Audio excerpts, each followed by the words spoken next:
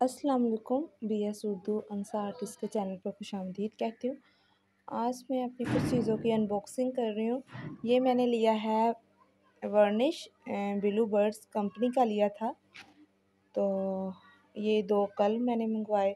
पहली बार मैंने ये चीज़ें मंगवाई थी। कैनवस तो पहले भी मैंने मंगवाया था, लेकिन इंक्स जो थी वो मेरे पास कैलीग्राफी इंक नहीं थी, तो मैंने मंगवाई।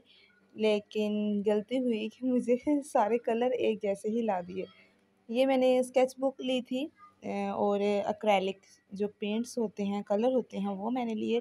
छोटी ट्यूब्स ली ताकि ज़ाया ना हो, क्योंकि अभी मैं काम कर रही हूँ। मैंने स्टार्ट नहीं किया। ये मैंने एक्रेलिक के साथ ही ये मैंने बनाई थी, अपना ट्यूटोरियल ये तैयार किया था। उम्मीद है कि आपको अच्छा लगा होगा। मतलब कि अभी कोशिश कर रही हूँ, चीज़ें इतनी अच्छे से नहीं आती। ये भी मैंने एक्रेलिक से ही तैयार किया है।